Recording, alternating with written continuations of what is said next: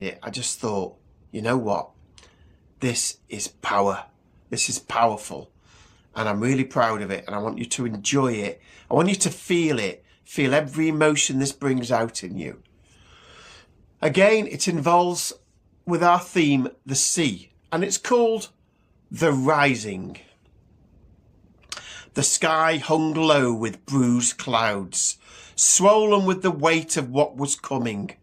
The sea had grown strange, no longer the soft-spoken friend of mourning fishers and laughing children, but a stranger with eyes that rolled and roared in unknowable fury. The wind spoke first, whispers at dawn, a warning in the gulls' uneasy cries. It grew louder by noon, tearing through shutters, howling down chimneys, rattling the bones of the very earth beneath our feet. And then came the silence.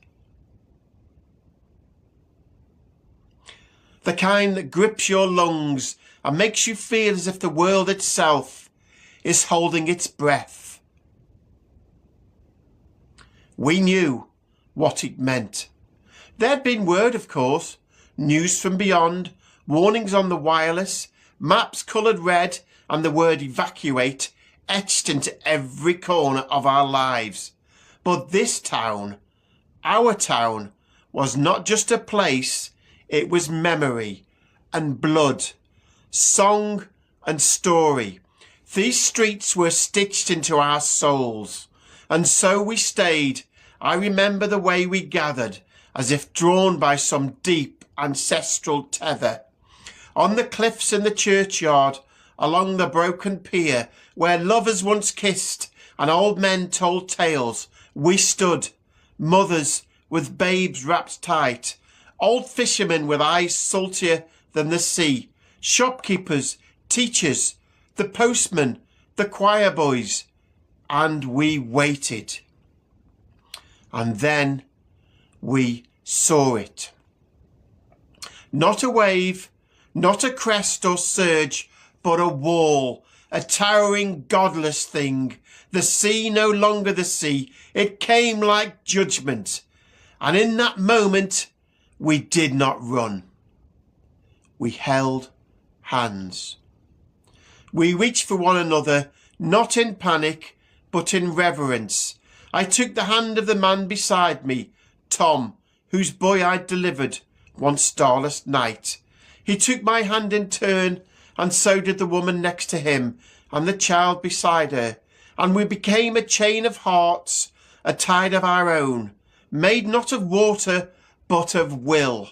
We sang, not loudly, not defiantly, but together, a hymn half remembered, a lullaby once sung to a dying mother, a note of hope rising against the noise.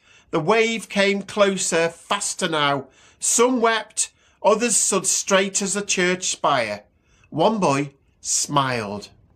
I thought of every moment, my first kiss behind the greengrocer's, the warm scones on market day, the way the sea once shimmered pink in April.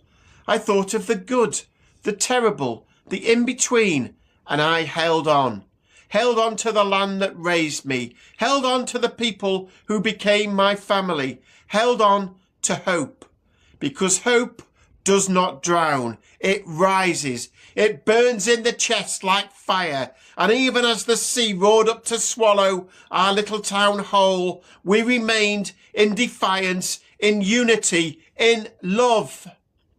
And so, if you hear this, if this story finds you in some gentler place, know this: we did not fall, we rose.